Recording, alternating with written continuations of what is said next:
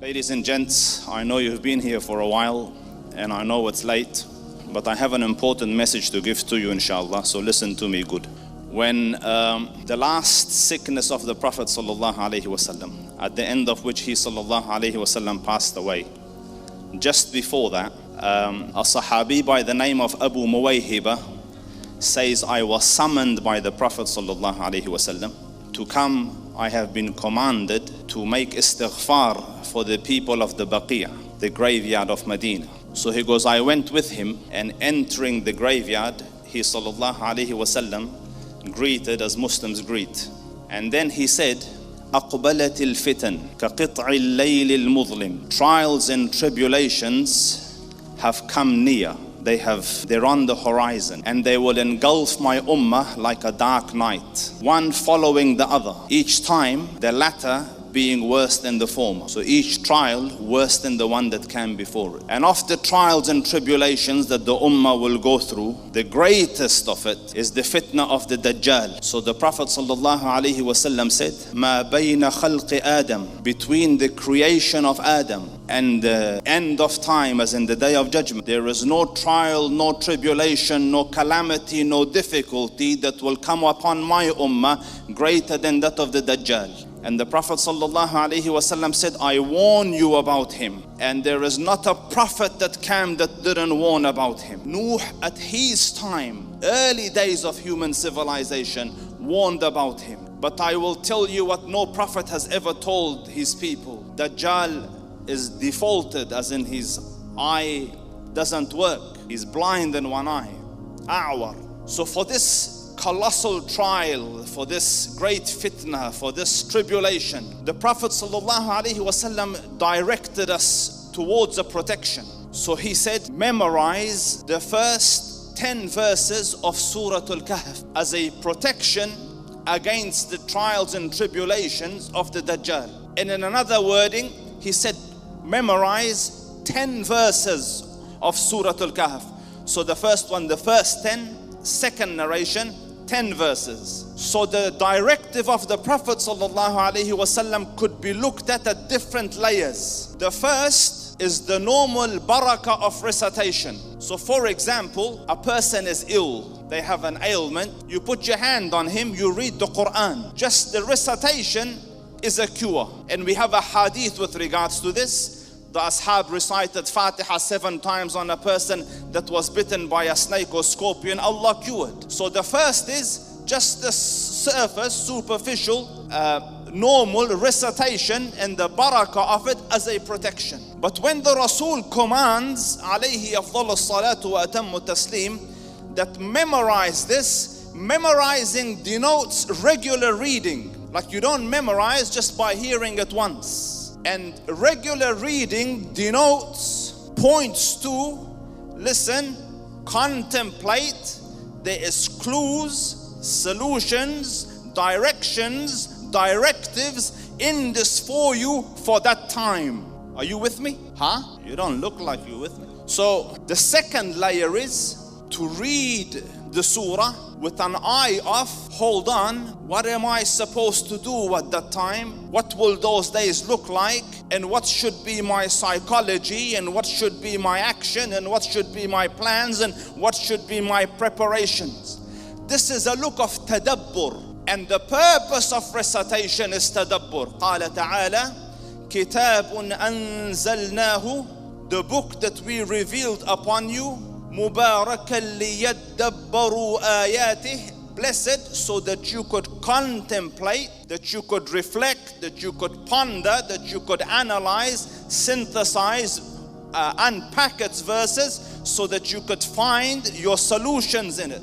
So tonight, I just want to mention, as much as time allows, 1, 2, 3, whatever time allows, of deductions, findings, unpackings from this verse as we get ready for the trials and tribulations to come, because we are closer to it than any nation that came before us, and we're closer to it than any Muslim who came before us. And if you read the current events of the world today, you will see that these events are directly linked to that. Not the time for me to speak on tonight.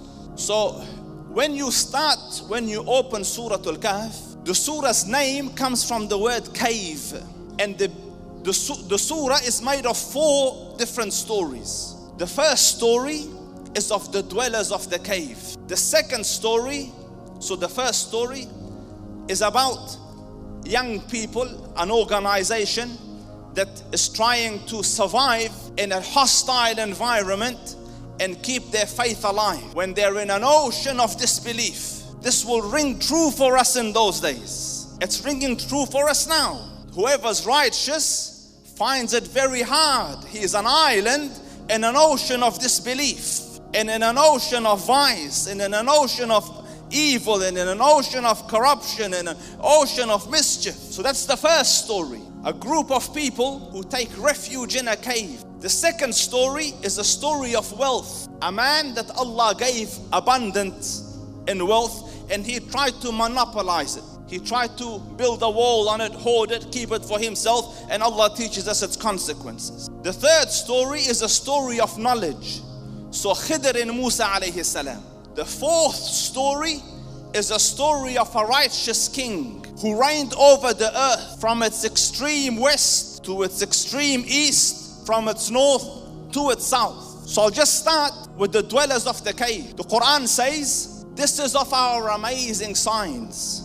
A group of young people surrounded by disbelief, surrounded by corruption, surrounded by ills of society. These young people, their hearts responded to the call of their Lord, and they saw the sin of society, and then they tried to challenge it, talk against it, do their da'wah, establish the hujjah, and they are driven out of society to the level that they are seeking refuge in a cave. And when they enter the cave, a little while later, sleep befalls them, and they sleep. They sleep for centuries, 309 years. When they come up, when they wake up, they're feeling hungry, so they send someone go get some food. So when they go out to the city, they look, and the city that was a city of disbelief, a city of sin, a city of corruption, a city of vice and mischief, a city of misguidance, has become a city of faith. They are all like these cave dwellers. In their conduct, in their belief, they have found their Lord. So the first lesson, the first point to the Muslim is, from time to time you see the news, and you see the Muslim is suffering, or a human being is suffering in Palestine, in Gaza, in this place, in that place, and you see that the ones that were talking about human rights and this rights and that right are now in tacit compliance of this genocide and this cruelty, and you think, hold on a minute, who will stand for righteousness? So you start to feel a little bit of despondency, you feel a little bit of helplessness. This surah teaches you the first thing, that don't worry. These difficult days will pass. As the words of Martin Luther King, justice will come down like waters, and righteousness like a mighty spring. This all will go, and a just settlement will come in its place, and righteousness will rule, and faith will come. Because as the dwellers of the cave came out and saw, to their disbelief, what they thought was impossible, Allah has done in front of their eyes. So it doesn't matter how dark it gets, Muslims, me and you do not lose faith. We say the king of this universe is the one above the heavens, and his command is be, and it will be. But this is the sunnah of the Dhul Arsh al-Majid, and a test for me and you, and a test for the ones in power, and a test for the ones there, so that there can be ikhtibar of what we are. First. Second, let's look at this a bit deeper. In the last story of this surah is the story of Dhul Qarnayn, a mighty king, righteous king, faithful king, a king obedient to Allah and the prophets. This king reigns over the whole earth, from its east to its west, its north, its south. When he goes to a certain place, the inhabitants come and they say, O Dhul Qarnayn, There are people here, Ya'juj and Ma'juj, and they are spreading corruption on earth. So can you build a barrier to contain them, to separate between us and them? Can you put a wall? So Dhul Qarnayn builds a barrier stronger than a wall. Big at the base, smaller at the top, like a mountain clustered on top of the other, and then pours metal on it so it's slippery and you can't climb, and it holds each other together. And notice that now at the end of the surah, evil and vice and kufr and disbelief has been captured and locked behind a wall. And at the beginning of it, the Muslim was seeking refuge in a cave. Do you see the point? That at the beginning of the surah, a couple of believers are in a cave. By the end of the surah, there is a king, righteous in power, that is ruling the whole world in accordance to the decree of heaven. So this gives you further hope and establishes that we don't become despondent, we don't lose faith, we don't lose hope. We do what is our wajib with full trust in the Dhul Arsh al-Majid. Notice that the Prophet ﷺ, in the most difficult days of his life, so he is in Khaybar, he is in Khandaq, the trench. There is some 10,000 plus men on the other side that have come to annihilate him. On this side there's some 1,400 individuals that will defend the city.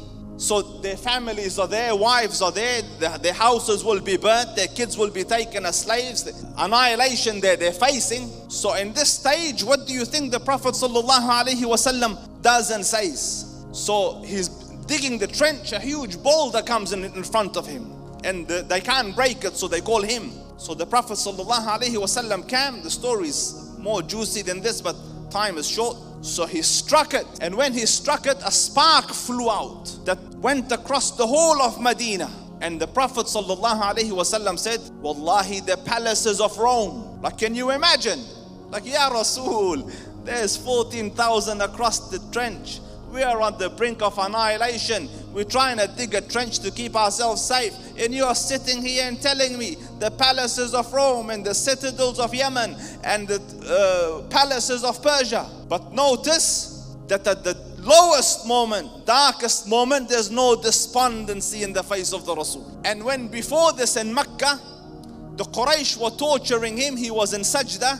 They cut open the intestines of a camel and poured it on his blessed back. Fatima radiallahu anha comes crying, cleaning the face and the back of the Rasul. So the Prophet sallallahu alaihi wasallam says, don't cry, little one. What your father has brought will enter every house on the planet. Like this deen will go to every dwelling on earth. Do you see when he should be going, what is this? Khalas, you people don't. No despondency in the psyche of the Prophet sallallahu alaihi wasallam. Can I mention one more point and then, Are you guys normally this quiet, or is it just with me that you're this quiet? All right, I'll give you one more. So the second lesson is the surah gives instructions of our responsibility and our psychology. So these group of young men, individuals, the Quran describes them as being a group of young individuals. Innahum fityatun amanu bi rabbihim wa zidnahum huda. Fitya, futuwa, can mean youth, or it can mean the characteristics of youth. So the man is old but young at heart. He has the characteristic of youth. Characteristic of youth. Youth do not bring a lot of social baggage with them. You know, the elderly, the older generation, they bring whatever was in Pakistan, whatever was in India, whatever was in their village, whatever was in that, and they're stuck. The younger generation, not so much. They're more about best practice. They find some way that is better. They'll say, listen, we'll do this. This doesn't make sense. We'll do that. This is from futuwa. A people who are flexible in their approach, looking for best solutions. From futuwa is courage. Youth have courage. Elderly, they've seen a lot of trauma in life. They hold back a fair bit. From futuwa is forbearance. So you see a person crossing the road, they have a lot of bags. There's an old man standing there and there's a young man standing there. The one who should go and pick up the load and help the person across and carry the burden is the young man. This is from futuwa. A person comes to you, they need hospitality, they need protection. A young man will say, Habib, I've got you, relax, my home is your home. So these characteristics are characteristics that should be instilled in each and every one of us. Because at the end of time, we will rely on each other as community of faith. So if you lack the competencies, the capacities, build it in yourself. Make sure, dear ones, that people can rely on. They can rely on your skill. They can rely on your forbearance. You can bear people's difficulties. You can bear people's burdens. You can find good solutions. You can be forbearant. All these qualities are qualities of futuwa. Innahum fityatun. Second quality, amanu, have faith. Iman will be the currency of tomorrow. You will need Iman to be able to overcome the difficulties that are about to come. You look at the people of Gaza and the trials and tribulations that they go through, and you see the way they react to it. You couldn't write it in fairy tales. Courage, unimaginable. Resilience, not documented the likes of which in human history. Sabr, istiqama, patience, day in, day out, a whole year has passed. It is their faith that is getting them. On the other side, you saw, and Allah protect Ya Rab, and Allah Rabbul Izzah grant ease to everyone. There's natural disasters happening at the other end of the world, and people are falling apart because the houses have been burned. Do you notice that you need Iman to be able to overcome the difficulties of life? Innahum fityatun amanu bi rabbihim. Last one for tonight. وَزِدْنَاهُمْ هُدًى. Zidnahum huda. We increase them in guidance. This comes only as a result of practice. So if you have found the faith, you practice it, you implement it, you bring it into your life, you bring it into your family, your guidance increases. I'll do one more. I'll do two more. Then the verse says, وَرَبَطْنَا عَلَىٰ قُلُوبِهِمْ. Then we tighten, strengthen, put a knot, tied up their hearts. As in, we gave them courage. So what you'll need when the difficulties come is to become people who have courage. Now, because I see some faces looking at me with a bit of smile, hold on, this is the good thing. Not stupidity, not go defile this and vandalize this and burn this and put courage with wisdom. And then Allah explains to you what to do with it. إنهم فتية آمنوا بربهم وزدناهم هدى وربطنا على قلوبهم إذ قاموا فقالوا. Courage to stand up and say what needs to be said. The courage to stand up and say the truth. The world is where it is because of weak men, callous men, spineless men, cowards who see a wrong but they don't have the oomph to say it because he'll lose his seat in the parliament. He'll be voted out. The media will go against him. The truth is like the sun, as clear as that. So what's holding you back? Weakness, because you don't have courage to stand. Me and you were commanded to stand, do the da'wah, to say the truth.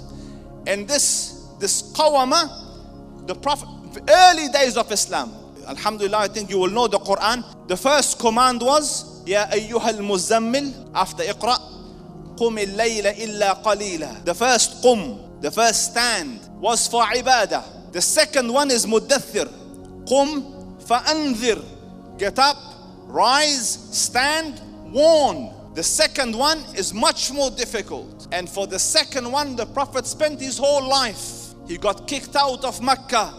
Wars came after him. He was segregated, isolated, sanctioned, all that he bore. But Allah Rabbul Izzah made his religion reign supreme and the truth manifested. And they say it is enough for the righteous to remain silent, for evil to reign the world. If the righteous are quiet, if they're shy, if they're bashful, if they're worried, if they're evil will rule. But as soon as people start to talk, to stand up, to take a stance, to light a candle, the darkness will disappear. I thank you for your time and patience. I think that's a good place to end. Allah protect you, Ya Rab. May Allah Rabbul Izzah, who has gathered me and you here on His obedience today, gather us in Firdausul A'la with the Prophet Sallallahu Alaihi Wasallam and the righteous. May Allah Rabbul Izzah honor you, protect you, guide you, guard you. Assalamu alaikum wa rahmatullahi ta'ala wa barakatuh.